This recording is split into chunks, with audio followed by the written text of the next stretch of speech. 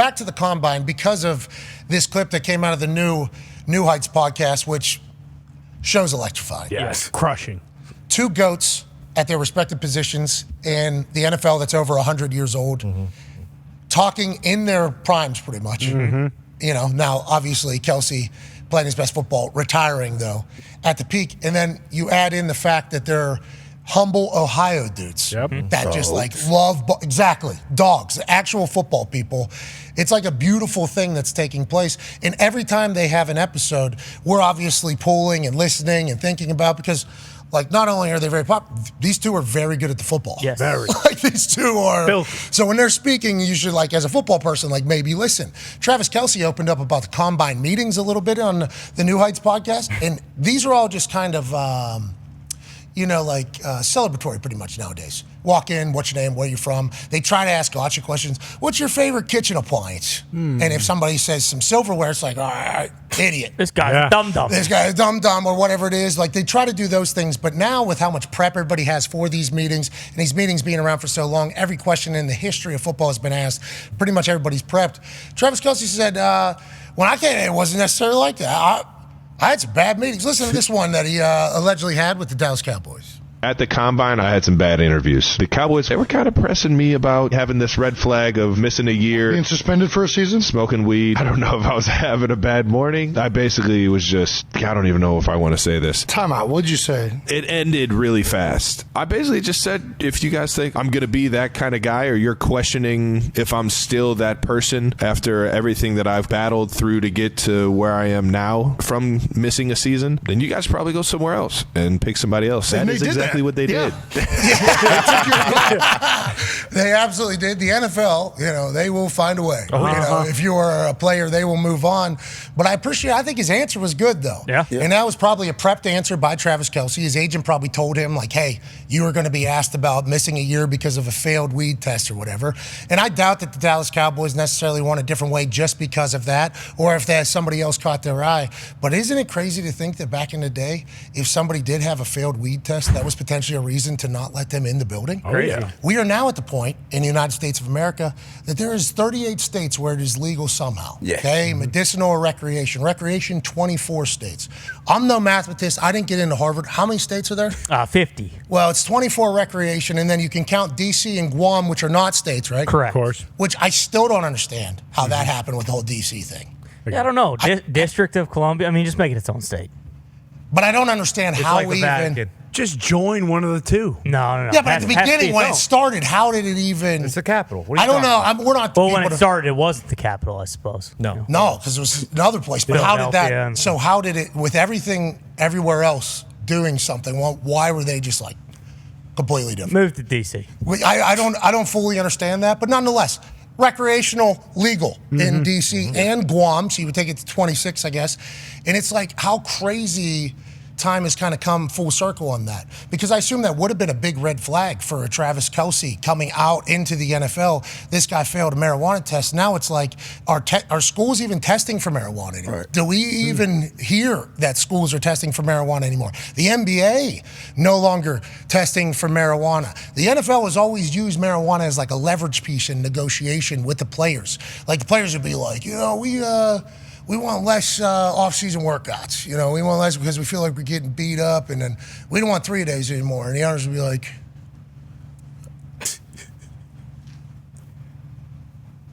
you want weed? Oh, yeah. We're going to get 20 games. Okay.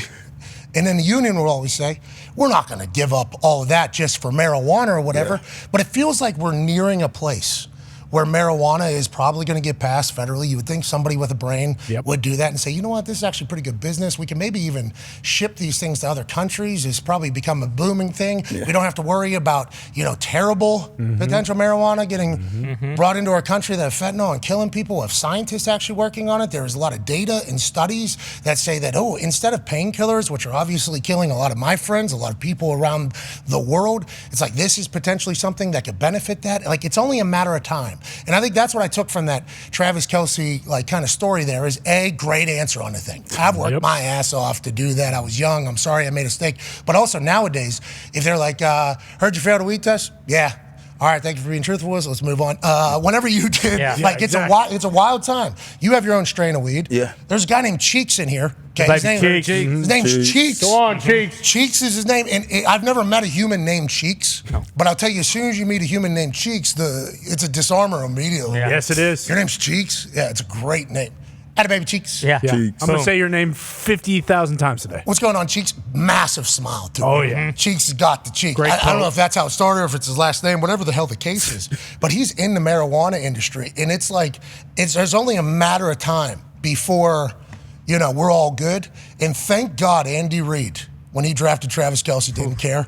And thank God that Andy Reid brought Patrick Mahomes in there, because watching those two play football together has led to people robbing, freaking. Yep. Yep. Good catch. Good catch.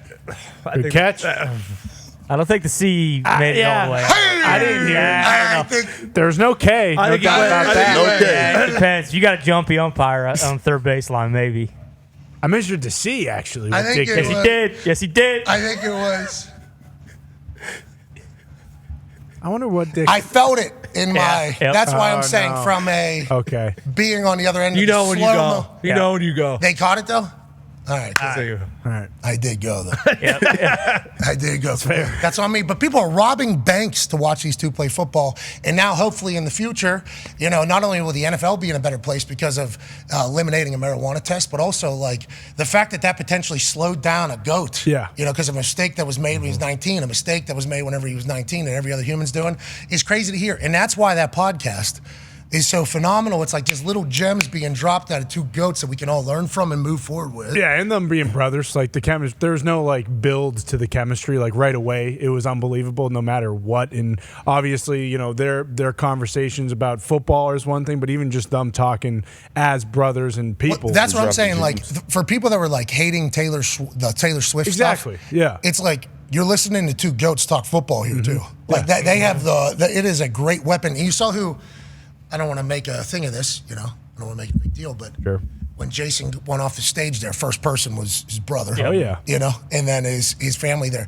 They are a tight group. Oh yeah, so tight. And Very rarely stays that way. Jason too, like they check each other. Like there was one episode where Jason had to actually leave the podcast and they had to continue to record it because Travis was just joking with him, being on the excuse train. And then when the Taylor Swift stuff started, obviously there was all that hoopla around it. But Jason, he mentioned like, hey, you did it to yourself, and like they check each other, which I mean that's one of my favorite parts of the entire thing. But even just like you mentioned, like you're listening to two people who know football better than everybody. Like the Jason Kelce is regarded as the greatest center of all time. Like, I appreciate that he did a little, in some circles, the best center ever, one of the best centers ever. Like he acknowledged. I appreciate that he acknowledged it because I assumed for a long time, anytime you said that to him, he was Exactly. because there's other centers that he's in there. So I appreciate that he acknowledged that. But yes, you're listening to a guy who played 12 years in the NFL, is regarded as the best in his position. We should listen to that. Yeah, and like during the combine week when all those guys were doing interviews, the actual players who were participating in the combine, it was always like